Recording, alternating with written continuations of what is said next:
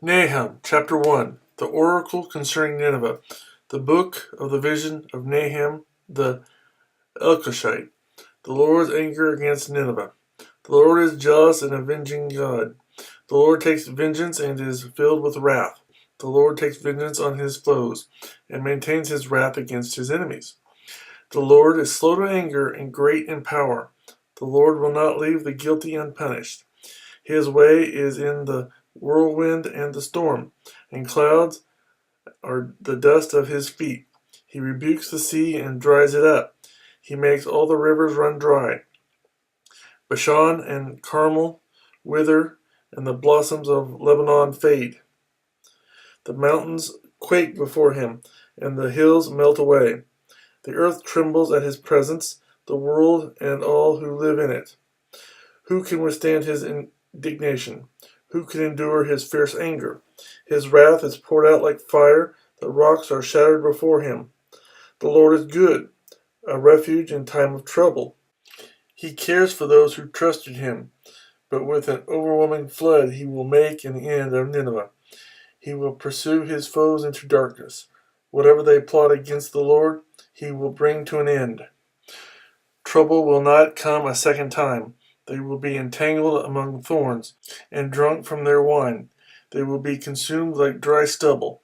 From you, O Nineveh, has one come forth, who plots evil against the Lord and counsels wickedness.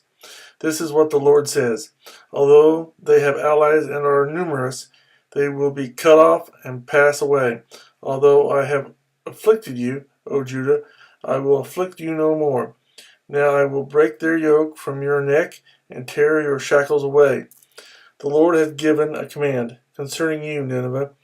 You will have no descendants to bear your name. I will destroy the carved images and cast idols that are in the temple of your gods. I will prepare your grave, for you are vile. Look, there on the mountains, the feet of one who brings good news, who proclaims peace. Celebrate your festivals, O Judah, and fulfill your vows. No more will the wicked invade you. They will be completely destroyed. Nahum, chapter 2, Nineveh to fall. An attacker advances against you, Nineveh. Guard the fortress, watch the road, brace yourselves, marshal all your strength. The Lord will restore the splendor of Jacob, like the splendor of Israel, though destroyers have laid them waste and have ruined their vines. The shields of the soldiers are red, the warriors are clad in scarlet, the metal on the chariots flashes, on the day they are made ready, the spears of pine are brandished. The chariots storm through the streets, rushing back and forth through the squares. They look like flaming torches, they dart about like lightning. He summons his picked troops, yet they stumble on their way. They dash to the city wall. The protective shield is put in place. The river gates are thrown open and the palace collapses. It is decreed that the city be exiled and carried away. Its slave girls moan like doves and beat upon their breasts.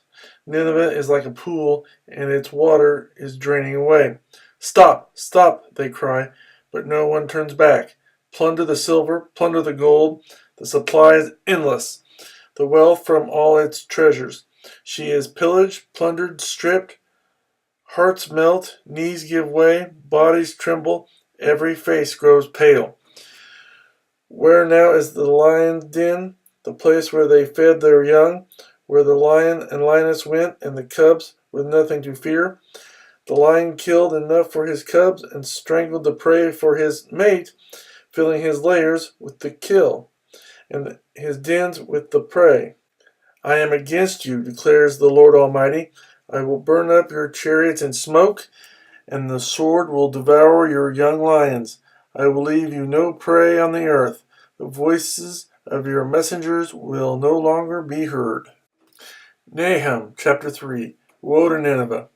Woe to the city of blood, full of lies, full of plunder, never without victims, the crack of whips, the clatter of wheels, galloping horses, and jolting chariots, charging cavalry, flashing swords, and glittering spears, many casualties, piles of dead, bodies without number, people stumbling over the corpses, all because of the wanton lust of a harlot, alluring the mistress of sorceries, who enslaved nations by her prostitution and peoples by her witchcraft.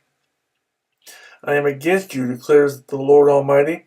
I will lift your skirts over your face. I will show the nations your nakedness, and the kingdoms your shame. I will pelt you with filth. I will treat you with contempt, and make you a spectacle. All who see you will flee from you and say, Nineveh is in ruins. Who will mourn for her? Where can I find anyone to comfort you? Are you better than Thebes, situated on the Nile, with water around her? The river was her defense, the waters her wall. Cush and Egypt were her boundless strength. Put and Libya were among her allies. Yet she was taken captive and went into exile. Her infants were dashed to pieces at the head of every street. Lots were cast for her nobles, and all her great men were put in chains. You too will become drunk. You will go into hiding and seek refuge from the enemy. All your fortresses are like fig trees, and their first ripe fruit, when they are shaken, the figs fall into the mouth of the eater. Look at your troops. They are all women. The gates of your land are wide open to your enemies. Fire has consumed their bars. Draw water for their siege. Strengthen your defenses. Work the clay. Tread the mortar. Repair the brickwork.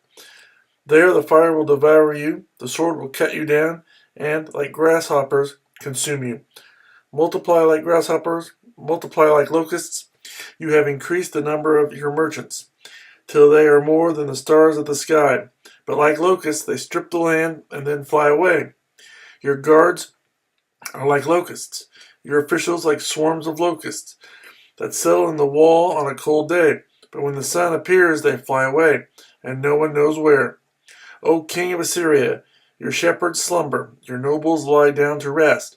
Your people are scattered on the mountains, with no one to gather them. Nothing can heal your wound. Your injury is fatal. Everyone who hears the news about you claps his hands at your fall, for who has not felt your endless cruelty?